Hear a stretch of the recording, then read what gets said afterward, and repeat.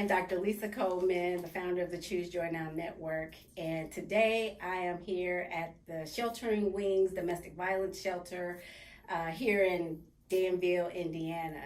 And today I am happy to be speaking with Autumn Bucy. She is the Communications and Community Relations Officer. And so she will help us to learn more about Sheltering Wings and how you can get involved with supporting them. Thank you for being here today. Absolutely. Glad to be here. Yes. So I'll put the link to Sheltering Wings in the description box so they can get all of that official stuff. Sure. Today I want to hear from you some things that we can't get on the website. What is the face of domestic violence? You know, domestic violence doesn't really have a single face. In fact, I always say there's not a typical. It could be any gender, any race, any socioeconomic level.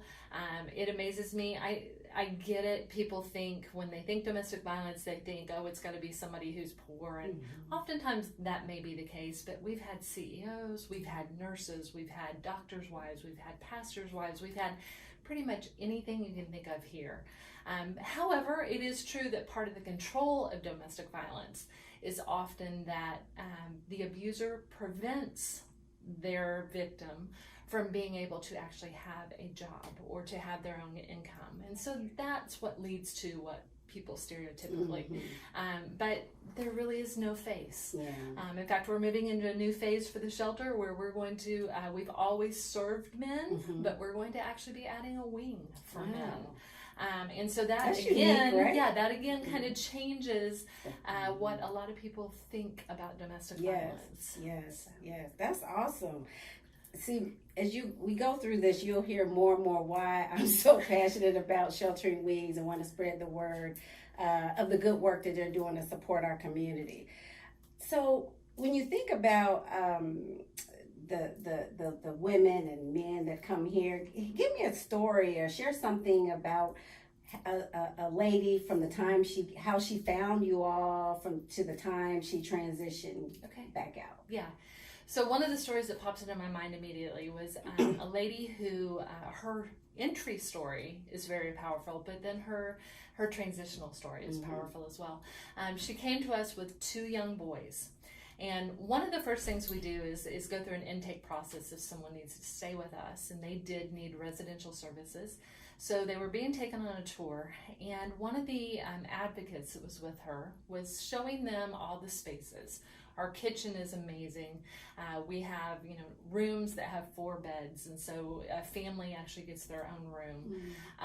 But as she was taking them back to the children's wing, the 2 small boys were looking at the gym, and of course they were real excited about that. But one of them was a little more timid, and the advocate asked, what's going on, and was trying to figure out.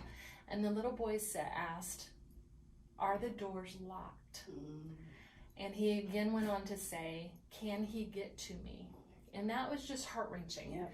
And so we were able to share with the mom that, part of our goal is safety. Yes. There are 4 to 5 locked doors from the point that you're outside to inside. There are security cameras. We do everything we can to keep them safe. But as soon as she said yes to that little boy, he lit up. And all of a sudden, he was able to focus on the gym, and he started playing with the balls, and he started playing with the tricycles and things that were in there. But to move forward in their process, the mom did everything right. She went through all of our courses, our budgeting courses, our computer classes. She started working on her education. She actually started through a course for hairstylists.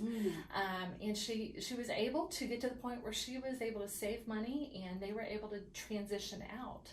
I will mention, through the grace of God and love of a donor who actually offered an apartment at a reduced rate. Nice. But she was able to move out there. And then we found out later that she was employed.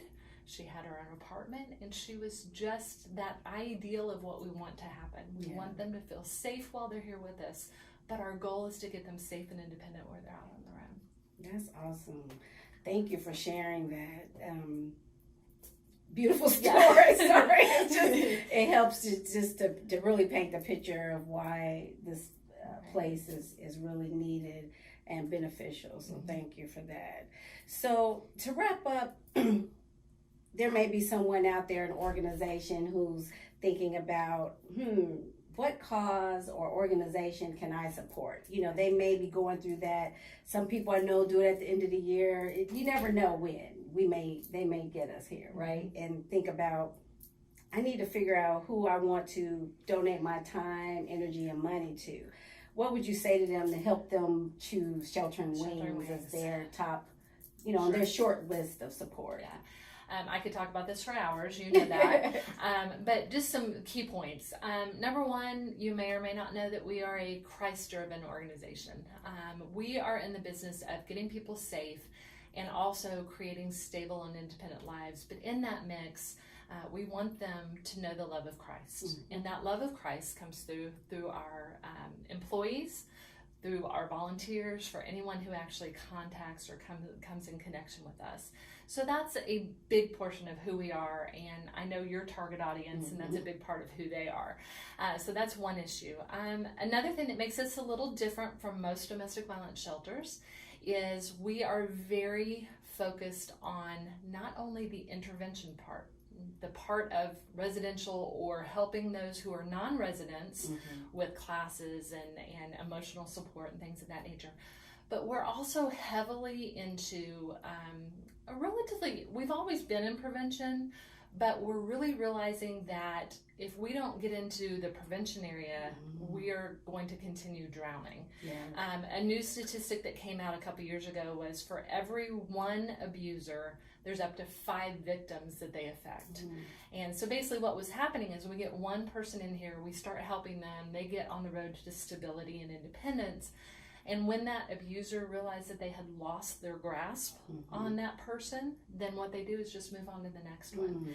And so with that statistic, we realized we've got to get ahead of the game. And so we really started talking about prevention. We're already in all of the Hendricks County schools. We'd love to be further out than that. However, some of that is limited by manpower, but we're in all of Hendricks County schools. We started a new program called Men in Action, where we're reaching out to men in the communities. We cover all of central Indiana, by the way, so we're reaching out to men all throughout central Indiana, and we're encouraging them to be a driving force and making a change in how relationships are viewed and how we support our children in our community. So we're really big on, especially men, but women as well. Women, it's easy to get in here. Men, it's a little more challenging. So or they may not even be aware. Because they even I think, thought, is it allowed? I mean, there is a perception out there that we would not want men involved, and that's totally different than what we actually want, because we want those good influences on both our children and our ladies. And so those preventative type programs that we're doing, we're out in businesses, helping them be equipped for if something actually happens within their business. So there's all sorts of preventative. So there's a lot of just things that make us unique. And I love that about Sheltering Wings. So like you said earlier, come out, call us, we'll set up a tour, find out more about what we do. Our website's a great resource, but if I can get you in this doorway, I hear all the time, I had no idea, I didn't know, or, there's so many things that we can actually just kind of open your eyes to.